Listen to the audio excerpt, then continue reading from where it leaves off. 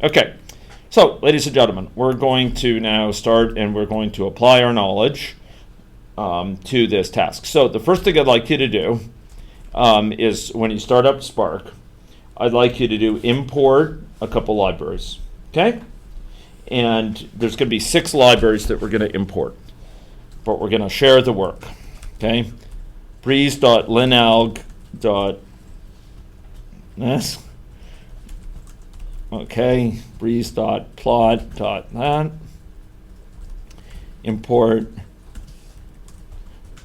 breeze.numerics.underbar.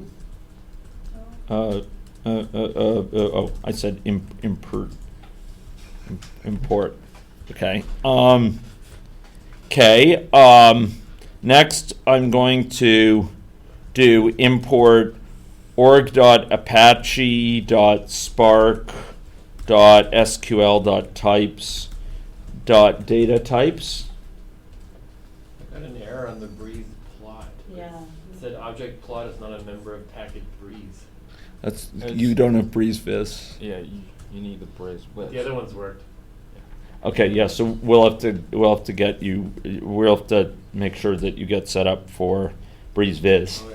Okay, it's probably a matter of frobbing your config file. Okay, and struct type. Okay. Okay, so let me go up and show those again. So I did breeze.linalg, breeze.plot, breeze.numerics, and then I did each of these org.apache.spark.sql.types.datatypes, and then the same basic path to struct field and struct type. Okay? Next, import org.apache, all those things up to SQL, and then we're going to do SQL context. Boom.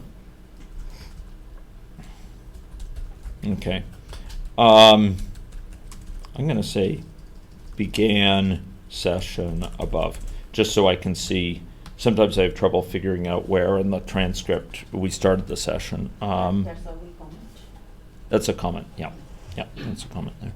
And you can also use C-style comments like this. Yeah. Oh. Apparently not. You can in the code. Mumble. Okay. Okay. Yeah. Okay. Val SQL context equals new SQL context SC. Pretty sure there's a sweeter way to do this, but it's not bad. Import SQL context dot implicits dot this. Now, one of the things that to be honest, I don't fully yet grok is why we're doing this on an object. But I think basically we're getting the implicits associated with this particular object and its types. But isn't that interesting, Winchell? Yeah. Yeah. Okay. Because you notice, unlike the others, these are all just standard paths. This is actually, we're calling it on this object. Yeah. We're importing the implicits for that object, which I think is intriguing. Could you do import new SQL context dot implicits? So instead of saving it as a file. Yeah, you could. It's just you wouldn't have saved the value away. You also want to save it away. Yeah. Okay, ladies and gentlemen. Okay, now we're down to, so we're done with all the imports. Okay? And fortunately, we don't have to worry about trade deficits. Okay, so here we go. Read.json. Oh, sorry. Okay, I don't know why that says read.json.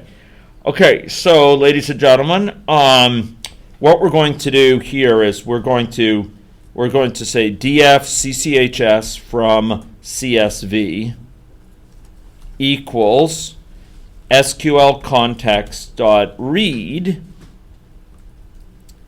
dot option header true dot CSV cchs dot CSV. Remember, we're doing this wherever our cchs.csv lives. Now, if it's not in your current folder, you'll have to put a path to it. Okay? So I'm deliberately leaving something out here. What am I leaving out? A schema. Indeed. Indeed. I'm leaving out a schema, ladies and gentlemen. Something that tells it what the types are. So let's see what we get back. So now it's going to go read this from CSV. Or at least it's going to prepare to read it from a CSV. Okay? And supposedly it actually does some work scanning over the CSV to figure out what types things are. But from my experience, it's pretty bad in deducing these things. Well, yeah. Okay, so here we go. You notice it's declaration. And we can do print schema here. Does anyone need me to keep this up for a bit longer? You notice this fluent style. We're saying, hey, context, read this with this option with header being true. Later we're going to come back and say it with schema, such and such. And then based on what's returned by that, apply .csv to it. This is, again, it's a fluent style. And we see this quite a bit in Scala, actually. We see it quite a bit in the Spark libraries for Scala. So each of these things returns an object that is applied to the next thing. And you accumulate options by successively stringing these things together. So you might have one option like this, then you can have another option, then another option. And each successive time, it's returning something with more and more options associated with it, more and more options annotated. Okay, you ready to see this? Okay, watch this. It's going to be singularly unsatisfying. Well, okay, maybe to a certain degree it's satisfying. At least it found the data. But it's all strings. It's not what we want. We'd like to treat them as longs and doubles and things that we can manipulate, not as opaque strings. Okay? So, ladies and gentlemen, now is the time for you to attend to your email. And you are going to want to copy that fragment that I sent to you last night. If memory serves me, around 11:30. You're going to want to copy it into here. And I, your instructor, will do the same. But I won't do it from there. I'll do it from I won't do it from my email. Okay? So I'm going to code. Now, watch as I do this. I'm copying it down from here all the way down to... save it as a file, not Spark, and then just do load. That's actually a nice idea. That's a nice idea. Yeah, that's what I did. Good? And I don't have... My Yeah. history is not filled with a 60-line comment. Fair enough. I admire your thinking ahead. So I'm copying this, and then what I'm going to do over here is I'm going to do paste. And I'm going to paste it in. Edit, paste. And now I'm going to do Control D. And it will have succeeded. Okay? But I like Kurt's idea. I like Kurt's idea a great deal. Yeah. Okay. So, ladies and gentlemen, CCHS selected fields. Oh, yo. Double Control D. Sorry. What's wrong? Oh. Up, enter, up, enter, up, enter, up, enter. Sorry, folks. Okay. Well, at least it buys some of you a bit of time to catch up. Okay, so let me go do the last bunch. Okay. Oh, now I can. Oh, sweet. Okay.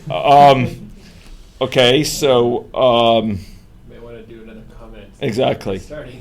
Exactly. Began session here, but I don't want to edit this file directly. Okay. That's fine. I'll just copy it down to here. And here we go. Okay, here we go.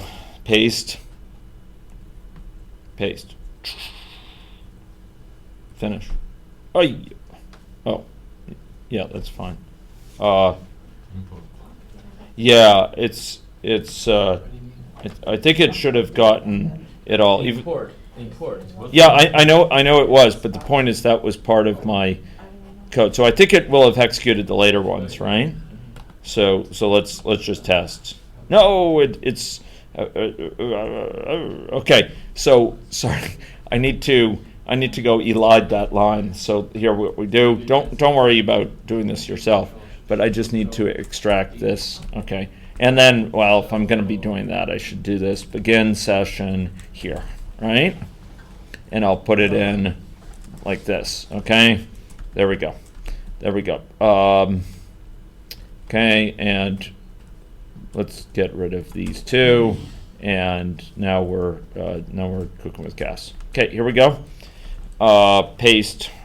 Hey, paste. Boom.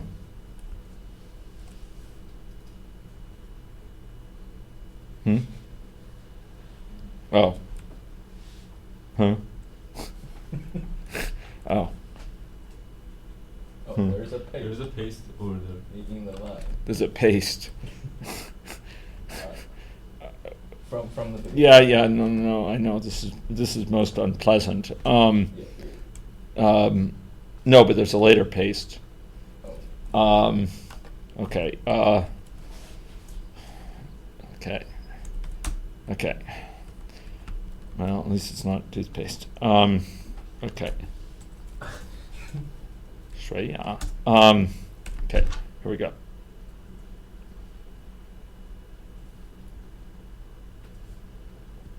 Okay, so it's reading in the CSV file happily. Okay, so ladies and gentlemen, that's a bit of pain.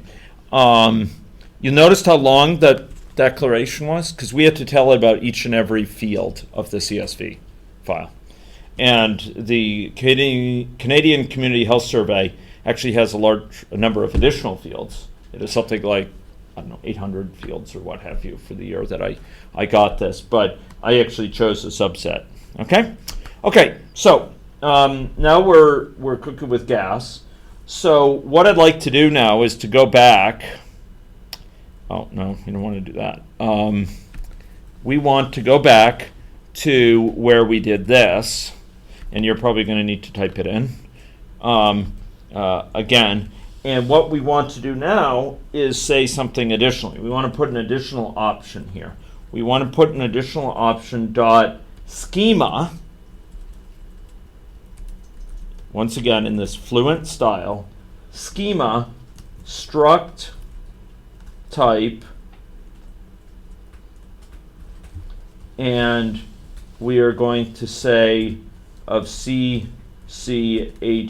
selected fields. Is it small c at the front? Yeah, there was, because I prefer to indicate with variables being lowercase, but I'm not really happy with it, but that's how I did it. Oh, and then we need, I think, yeah. So if you typed it differently, just enter that one. If you can go check what you had named it by doing tab. That should fill it out. Okay, so ladies and gentlemen, now we've done this. We've told it about the schema. So if we do this, what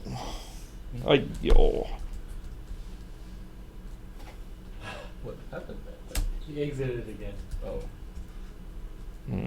Mumble. What happens is, ladies and gentlemen, sorry, I just reflexively, no, I've been using Control C for 25 years to mean copy. Yeah. It doesn't do copy? Yeah. No, you can't copy. You have to do copy through the. You have to do copy through this. Huh. It exits? Yes. Yeah.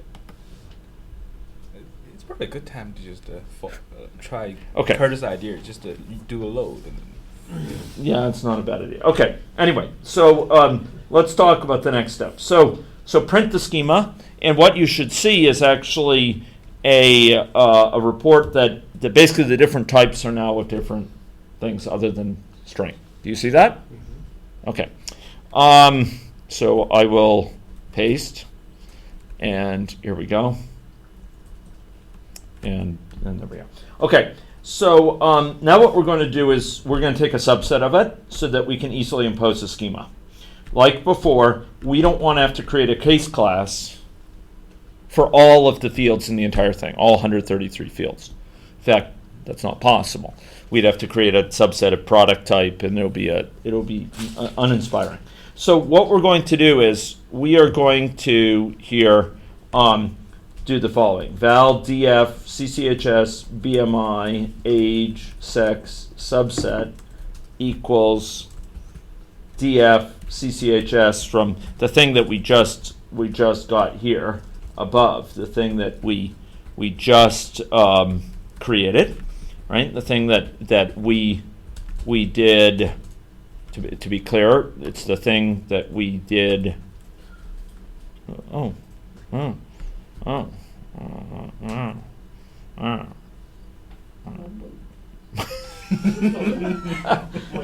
Okay.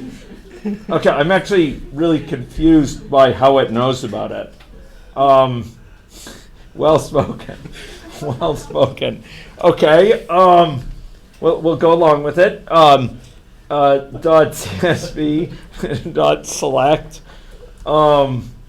DHHE. You're starting to speak like a computer scientist. A specific computer scientist. No. I picked it up when I was in my youth. Still, it's common parlance in certain areas, and Greg Oster has been known to utter it as well.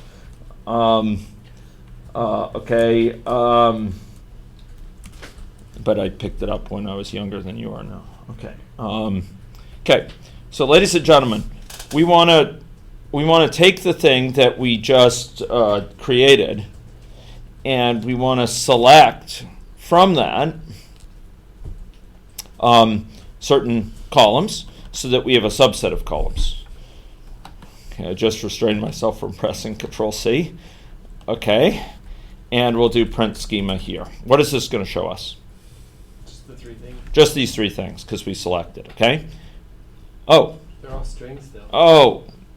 Oh, no wonder. So what happened with mine? I was wondering whence that came. Well, it came from this one here. So what do I still have to do?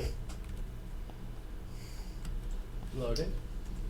Well, I have to do this schema thing that you folks did, but I lost it when I did Control-C. The disaster of the Control-C. Okay, selected fields. Okay, here we go. There we go, and now we can do this, and now we're off to the races. You should see something like this. See or not? See. Good. Okay. Gosh, I wonder if we could tell it to ignore Control-C or something. Okay, so now what do we have to do? This is a data. It's easier to change a computer than it is to change myself. Sometimes, yes, that's true. Get a new shell. It's called programming. Okay, so ladies and gentlemen, what's missing from this data frame? Well, let's go C, copy. But let's not go Control-C. Let's go C. Okay, this is a data frame, so it's a data set with untyped rows. Okay, and ladies and gentlemen, we don't want that. So we're going to create a data set from there. And in order to do that, what do we have to define? Case class. Case class, okay. CCHS, BMI, age, sex, subset schema, I'm going to say. Okay. Yes, I know, you could criticize. Okay. DHHE underbar sex is long. And remember, it cares about these names, so we want to get them right. Height, BMI is a double. Okay. Okay, that first one is DHHE gauge, not D. Oh, okay. Good. There we go. Okay, ladies and gentlemen. Now we can create a data set from this. This is going to be really hard for me to avoid Control C. Okay, CCHS selected equals DF CCHS BMI age, fill it out, subset dot as, and what do we do as? For what do we do as? What goes between the case class we just made. Yeah, the case class. Can you autocomplete it? Yeah. Read the text, you can autocomplete. Yeah. Yes. Autocomplete is your friend. Indeed. I heard someone say that once. Indeed. Yeah. Autocomplete early, autocomplete often. Okay. Yes. Okay. Great. Great. Ladies and gentlemen. Okay, now there's trouble ahead for some people in the room who don't have BreezeViz installed. Okay. Okay, so ladies and gentlemen, next we're going to do the following. We are going to, in this CCHS selected, we are going to select all people who are of greater than 40 years of age. We're going to select all people of more than 40 years of age. How would I do that? Sorry? What could I do? It's actually two options. What could I do? Select. Okay, we could select with a where clause, or we could do what? Select in the where, or we could do a filter, right? Filters are old friend, right? Yeah, okay. So, ladies and gentlemen, filter, and we're going to ask for DHHE age. Why are we able to do this? Why does it know about it? What line let it know about how to autofill that and so on? Yeah, it was using this case class, doing this as this thing. That's what allowed it to kind of know about this. Okay, so if we did this, we would get back a data set, and we can count, right? Now, what's going to happen here that's special? What's going on here? Why is it doing this? Oh, of course. Sorry. It's not that they're age, it's their age category. There's actually age categories, so we'll do greater than age category 5. The age categories are, of certain duration and age and long. So this actually is not the age, it's the age category. How do we see that?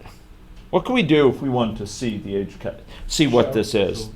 Yeah, okay. So if we wanted to see the set of different age categories, what would we do?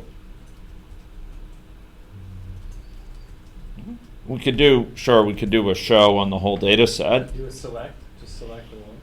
So one thing we could do is, for example, we could select that one, right? Now remember with select, Quotes. right. Now I think also that there is here distinct dot show. Oh, it's because you're greater than 40. Oh, of course. Sorry. Greater than 5. Let's just. Oh, yeah. Fine. No, sorry. I need to restrict it, don't we? So one way to do this. What's one way to restrict it? What could I issue? What type of statement? I could do one of these, right? Mm-hmm. So I could select by, and I'm going to have to remember this. I think we do select by DHHE gauge, or is it select by, no, we need this, right? By the way, what does this $ mean? Column name. Okay. Column name within what data frame? Within this data frame, the data frame that's currently active. So ladies and gentlemen, the fact that we could alternatively have written what? DS CCHS selected of this. We could have written that. Oh, Selected. Selected. Sorry. We could have done that. That would have been the same thing. But we did it with the $ to indicate it's within the current data frame. Or probably without a $. Yeah, you probably can do it without the $. It will just, yes, I think you're probably right. Yes, it will work. Yeah. So distinct means unique? Yes, unique. How do we order them by? Order by. Yeah, so let's try that. Order by, right? And what do we need to order it by? What do we need to order it? Column name. Yeah, DHHE. Well, that's quite verbose. Age. Yeah, it is kind of verbose. Dot show or display. Okay, dot show. Now notice that this actually does return a data set, but it's a data set of what? Rows. Indeed. So ladies and gentlemen, we've actually lost the type information down here, right? We could impose it. We could say treat it as this, but the point is that some of these operations are operations on data frames. So we actually do lose some of that type information by the end. Okay, here we go. So it has 16 possible values, right? Okay. So that would provide us a way to kind of look into this. But we have some different goals here. We're going to introduce BreezeViz, okay? Okay, great. So what we're going to do here is to do the following.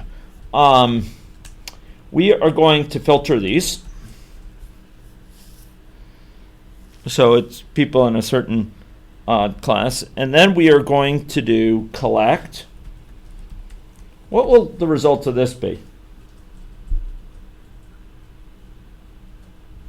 Well, let's be clear about what the result of this is. So if we did show, here we get back each of these items in the data frame, right?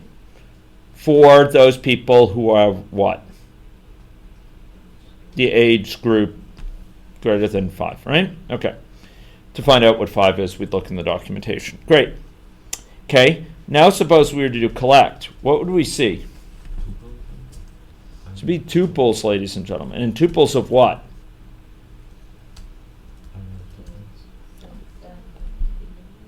Why are there tuples of these things? Well, That was as you use. if you look at this is a data set of these things. So if we say collect, it creates an array of those things, right? It collects into an array. Collects them into an array. Of type row, but in this case of type schema. In this case, row, it knows is of this type. Now, suppose we were to go further and we were to say this. Well, let's take this. Suppose we were to say this. What would the return type be of this? That fateful decision to do it with this. What would the data type be? Row. Indeed. It's a data frame, and so by implication, it's kind of a data set with row. And now if we were to do collect, what would we see? Type row. Yeah, none of those would be that type. These are all, in fact, rows. Okay, let's go see here. Man, I'm a bit paranoid about pressing the control. Okay, even that, it just has the data type of row. Notice incidentally that this one came back explicitly as it's an array of row. That's what the other one was too. Yeah. Mm-hmm. Okay, so anyway, ladies and gentlemen, what data type you get back does depend some on what operations you're performing. This is an operation that still operates within type data sets. If we said where,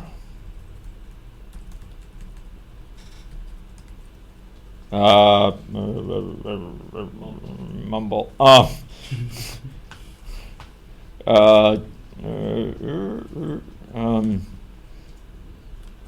yeah, okay, actually, so that's interesting. That actually does maintain the type information still. You could see it still got back that, so that wasn't as bad as I thought. But if we were to say, select here DHHE age.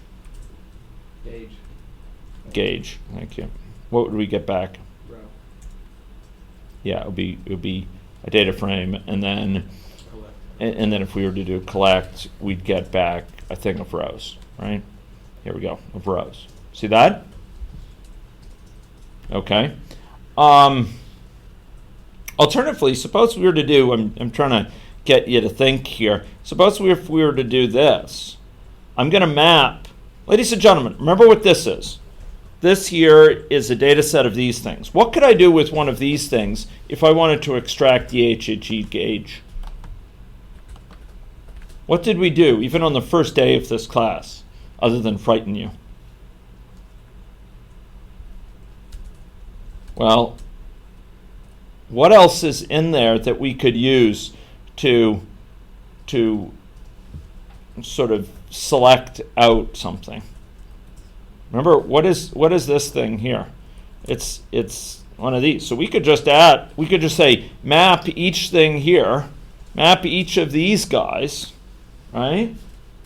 To be clear here, if we did this, yes, we'll get a data set of these things. If I were to show that, what would you see? Well, okay, you see that. If I were to collect it, what would you see? You'd see each of these, right? So, ladies and gentlemen, You map each of those to just one of the things in it. exactly. I could even do map to DHHE gauge. What will I see? What will come out? Just, Yeah, okay, so it's a data set of long, Mhm. not of Jeffrey or Michael, but of the numeric type, right? Okay, so let's do collect. The best, I give the award for the funniest thing that has happened in this class. The funniest thing that's happened in this class is when I was trying to talk about return values, how to signal errors. And I asked, and we were trying to signal an error using a long, and I asked, what's the most distinguished long? And Winchell said, Jeffrey Long. Anyway, that was the funniest thing I've heard. Yeah. Okay, so ladies and gentlemen, here we collected these because doing this map, we just got the ages, right? If we didn't do collect, we would have a data set of long, right? And then this collected them, right? So there's a number of ways that you can approach this issue. And notice that this is our plain old array of long, right? We were dealing with these before. This sort of thing. This is a Scala array, right? See or not? see. Okay, great. Well, if you see that, ladies and gentlemen, we are set up for success, okay, in the next stage, because we're going to be building on that knowledge.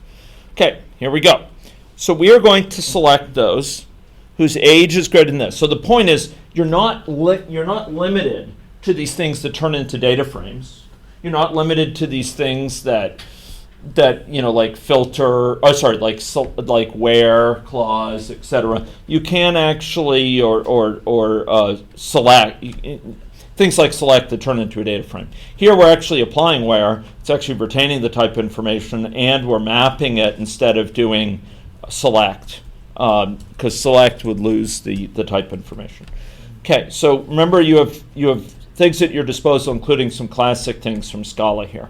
Okay, great. But our goal now is going to be to render this into a means that we can use easily for further analysis. So we are going to do the following. We are going to collect this. So remember what this is. You don't have to do this, but remember what this is.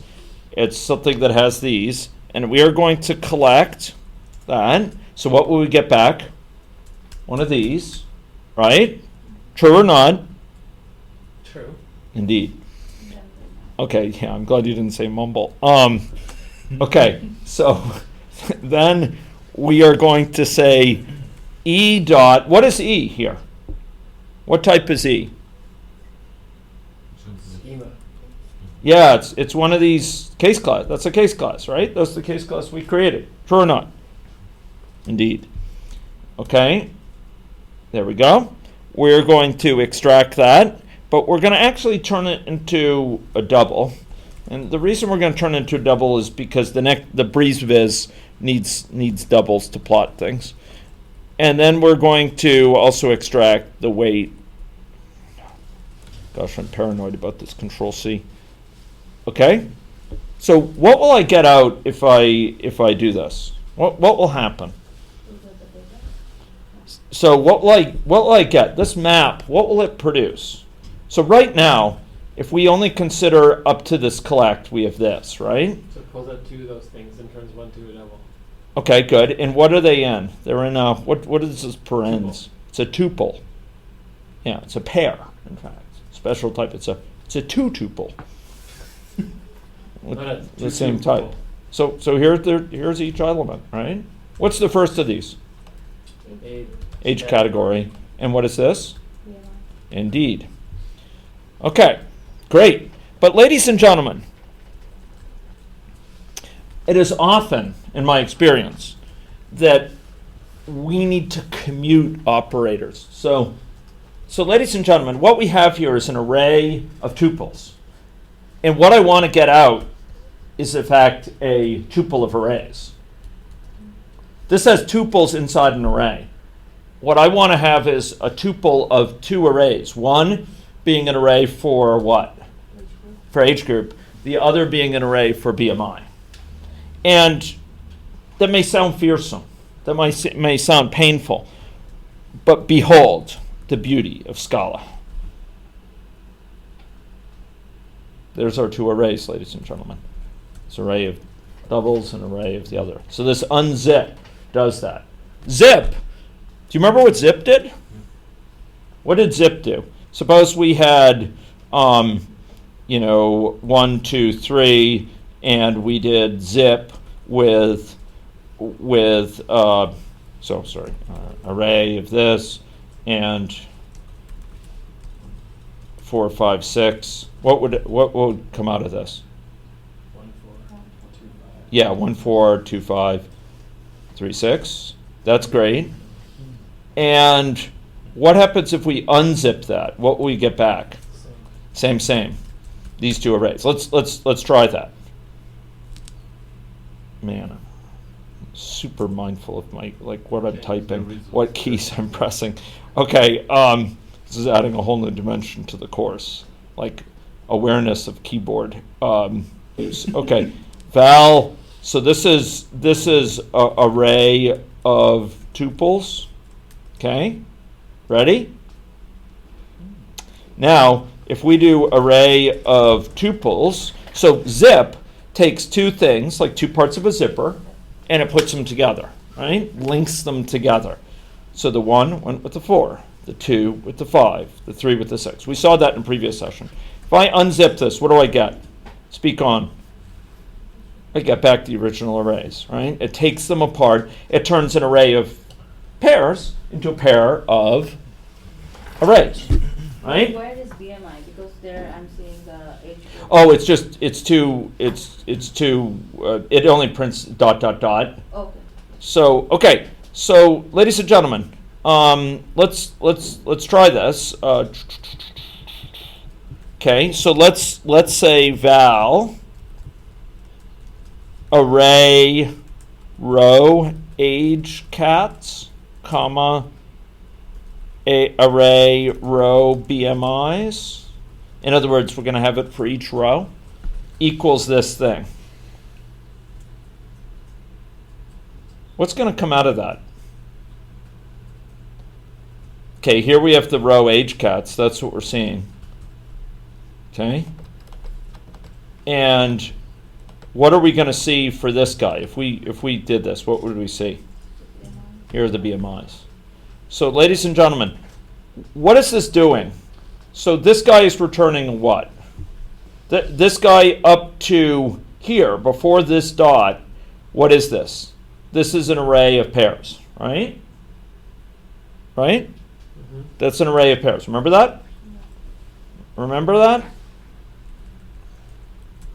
Okay. Remember this? This was an array of pairs. True or not? Remember that? And then unzip turns the array of pairs into a pair of arrays. And each of those is extracted in classic Scala style with an extractor. Remember, unapply. That's what this, it went and got this.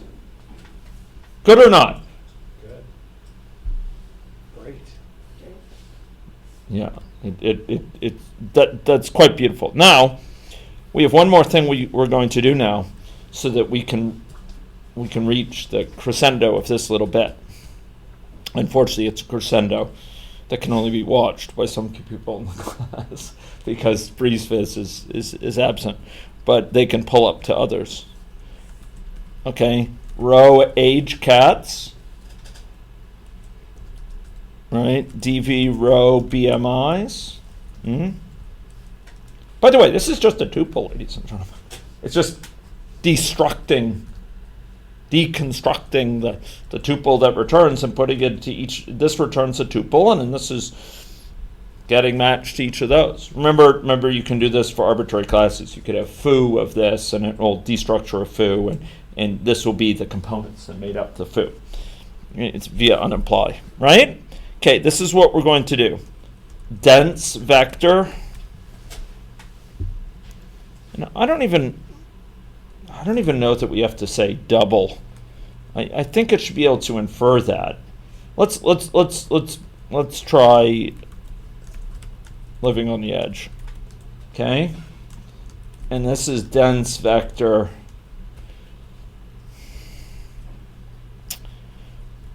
For all my limitations, my many limitations as a supervisor, at least I secure solace in the fact that my students graduate having heard decent English. Okay? Having understood is a different question. Just kidding. Okay, so ladies and gentlemen, you notice what I did there, and it works. Okay? I haven't inflicted bad. So this is so basically what I'm doing is I'm creating two dense vectors. So basically we're turning those arrays of doubles into what are called dense vectors, because that's what's needed for Breeze to perform operations. Now, I'm going to ask you for a future session to read a chapter in this book on Breeze. Okay? So I'm not going to try to cover it now. I will simply note that, like R, Python, MATLAB, many other packages of note, Breeze supports natural operations on arrays in a vector type fashion, in a kind of element-wise fashion. So if we look at DV row BMIs, we could do this. Now, ladies and gentlemen, having done that, we can actually operate on these things. For example, it wouldn't be terribly meaningful, but we could, for example, subtract one from the other here. This is not meaningful, but it just shows the use of the API, right? We can so here it's actually subtracting the two, okay, on an element by element basis, right? We can do another thing. We can do we could double the BMIs, for example, okay? And here we have double that. And so the original ones, row BMIs, was half of what these ones are. So in short, we can perform operations that would have to be coded with a loop traditionally. We can perform them at once on these vectors, okay? And it turns out Breeze supports vectors, it supports matrices, and allows you to use this kind of nice notation for them, okay? So Breeze is a library that secures many of the benefits that we come to expect via tools like R or MATLAB or what have you within a Scala context, within a type-safe context, okay? Within a scalable data science context. Okay, ladies and gentlemen, but our goals stop not here. That actually is not good English. Our goals do not stop here. I was trying to use a more classic expression, but that would not be acceptable. Okay. Ladies and gentlemen, we're going to create a new figure called age cats versus BMIs. Okay?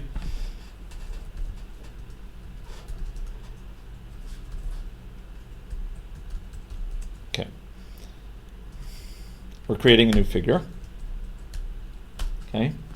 This figure is going to figure prominently in our coming commands. Okay. Okay. Oh, you know what? Probably I should have called this with a lowercase because it's V lowercase s. I shouldn't have used capital VS. Okay. Here we go. Fig age cat versus BMIs. It's whatever the name you used. Dot subplot plus equals plot of this thing that we created earlier. dv, these data vectors. dv row age cats, comma dv row BMIs, and we will put a dot. This will be a dot plot. It turns out that in BreezeViz, you could choose the type of plots. There's 3 types: a dot one, a one with sort of crosses, and a one with lines. Okay, we're going to do this dot one. Fig. Okay, so I must have misspelled this. You know what I Okay, sorry folks. I should have called this. What did I do here? Should have called this age cat versus BMIs. I'm sorry. I said array cat. It's not an array cat nor a Hobie cat. Okay. You are shorting your cat. Indeed. Yeah. Okay. So I just went back and corrected this. Okay. Fig age cat. It's whatever it's used here. Plus equals. So the subplot. We can have multiple subplots, as it will turn out. Equals this. Okay. There we go. Fig age cat. Okay. Great. Do you see that? So this, it's not displayed yet because it allows us to queue up things for it. And now, no Control C for me. Okay, you ready? Ready or not? Dot refresh. Okay, now it's actually taking a little bit of time to plot it out because there's actually a lot of data points. There we go. Okay. Now, this plot has a lot on it, and its significance is not obvious. But what do we see here along the x-axis? Age categories. What do we see along the y-axis? Probably BMI, but it's hard for us to see. BMIs, yeah. These are, oh, sorry. There it is. There it is. Through 15 through 55, right? And as was noted by Refat yesterday, there are some in the upper 50s, actually, of BMI. So it is possible. Okay. Is it hard to change that to a box plot? Well, that's a good question. We're going to have a slightly different approach. I was going to research that last night, but I ran out of time. Okay, so ladies and gentlemen, what we're going to do now is we're going to create a new plot, which is going to be a variant on that, where we're going to plot out the mean BMI for different age categories, rather than plotting out all. Because all of them, you can't really see the density of it and so on. So here we're going to go forward, okay? So, ladies and gentlemen, how could I compute the mean BMI for each age category? What could I do? Val, DF averaged BMI for age category, for age cat. What would I do? Well, we certainly need the data set, CCHS selected. But what operations will I need to do? Okay, to map to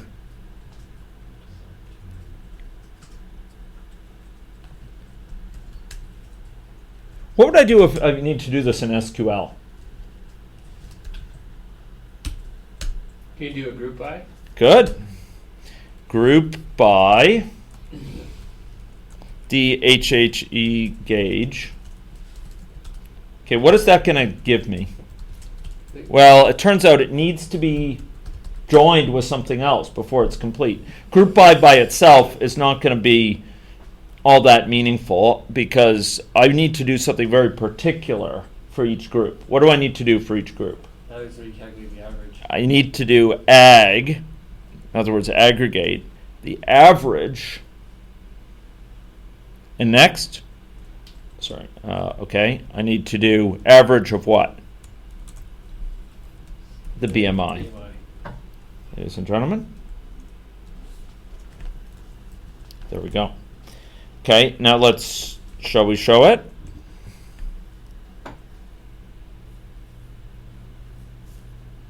There it is. Okay. Okay. So, Same thing with standard deviation.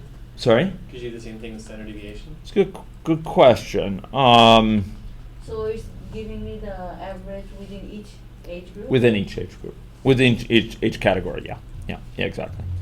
So dev, I think there is. I'm actually not sure how you denote it here. Stud dev? Stud dev. Yeah. Okay. Oh, okay. No. Wait a minute, though. We did something bad. What did we do bad? Actually, we don't want to assign this value to this dot show because show returns unit.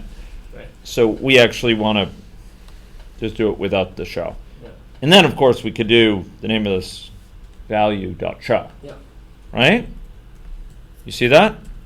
And similarly for this guy. Okay? So these were these two. And you notice they did it for only by saying std dev here. Okay? Good or not? Good.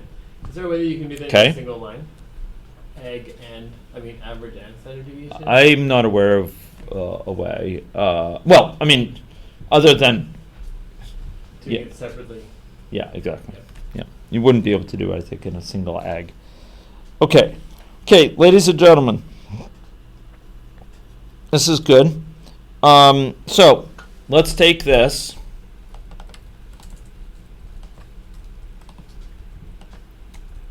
So this is the average, right? This is a data frame, right? This data frame, just to remind you what it looked like this. So here we have the age group, and here we have the average over the BMI for that. See that or not? Okay, good. So here we're going to go and we're going to create a new figure.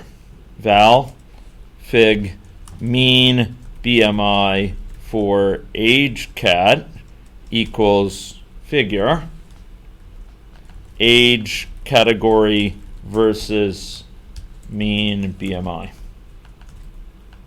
Okay? Okay? Now, what do we need to do in order to get, remember we needed dense vectors. We needed vectors to pass to plot. I don't know if you remember that, but back here, when we did a plot earlier, remember this? We passed it dense vectors. So how am I going to turn this thing up here, this DF average BMI for cat, into two dense vectors? How am I going to turn it into two dense vectors? You could see it has two columns. How am I going to turn it into a dense vector? Okay, so what do I have to do before unzipping even? I need to do what was the command that you discovered yesterday? Collect. Okay, so let's do collect just to see what it looks like. This is getting close, but notice what this is. What is this? Each of these is a row, ladies and gentlemen. Okay? I mean, since you're unzipping it, and when you unzip it into an array, you've lost the type information name anyways. Yes. Why do you need to worry?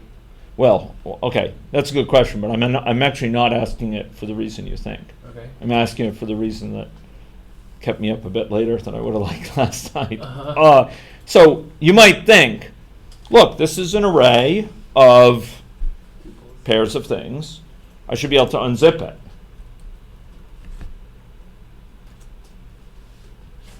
But they are not tuples, probably. Exactly, they're not tuples. So we need to turn them into a tuple. Okay? Okay, so that's why I'm asking. These are rows.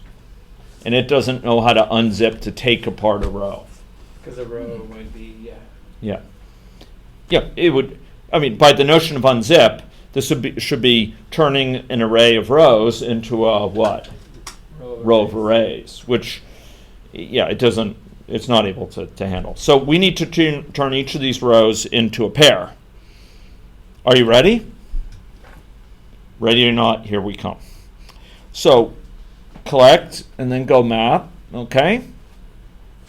And for each, so what am I going to map over? So I'm mapping over the results of the collect. So there's this E. What's E? It's of type what? row. It's of type row, right?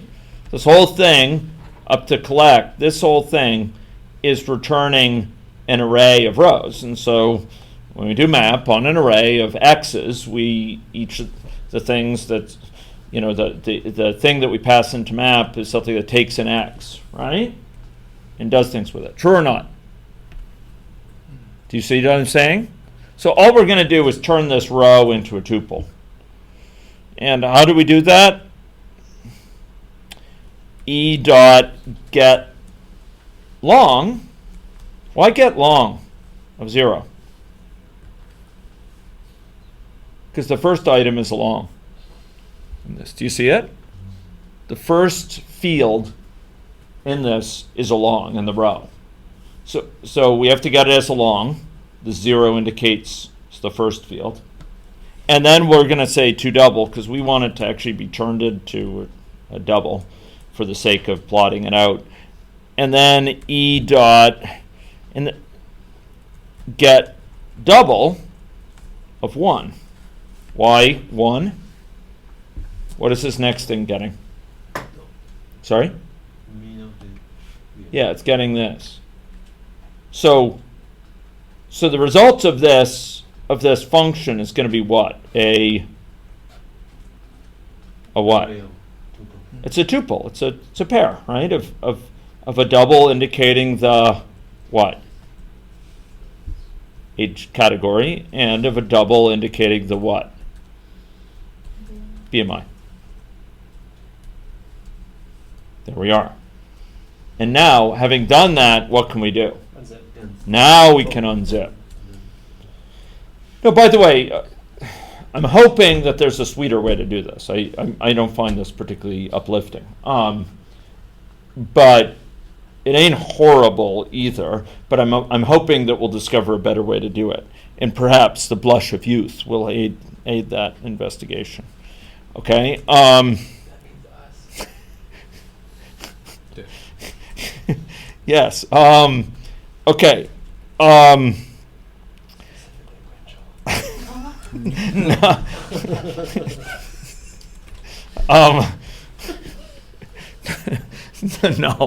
No, Winchell does not need that. Of course, after the Jersey in battle is In complete. fact, what he needs is Wai Hudor for the Battle of Jersey.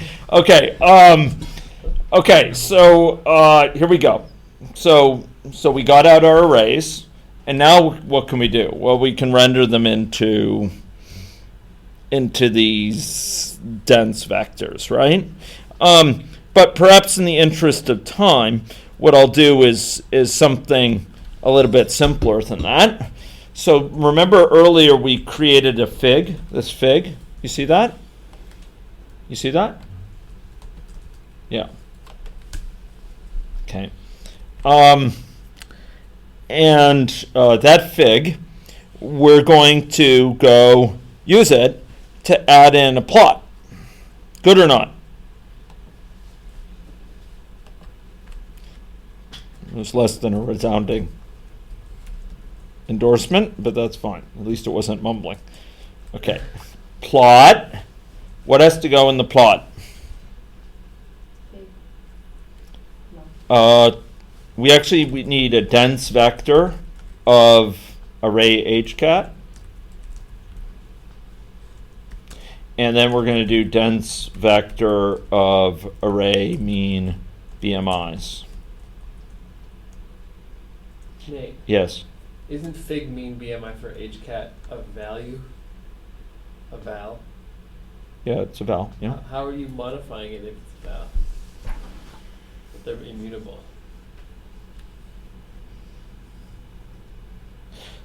So a val cannot itself be changed, so it always refers to the same object, but the object to which it refers can be mutable.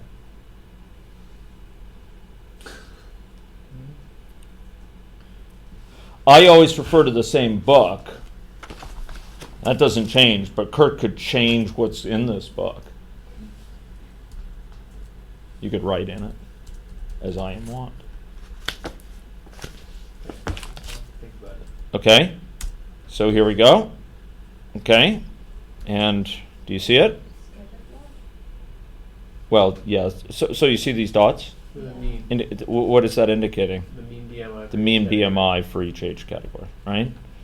And for reasons like I don't fully grok, we didn't even have to say refresh for that. Right? You notice that it had the title here. And more than that, we can go and set additional properties. So if you were inclined to do so, you could set, for example, the width, the height, or you could clear it, etc. You could also, using the subplots, for example, set properties on them. Okay, so we could, for example, set the the title is something we already set. X label equal what? Age category. Right? Okay, now we have age category there. And we could set, You can change it live. yeah. And this could be the BMI. Right? Mean BMI. Thank you. Thank you. Okay, mean BMI. There it is.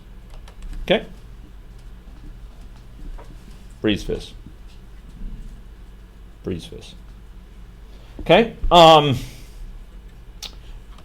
There's a fair bit of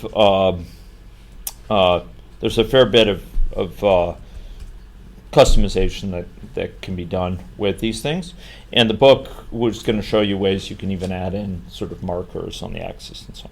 Okay. So this is good. This is good, but I'd like now in our closing minutes today to talk about going instead and looking at Spark used with Cassandra, okay?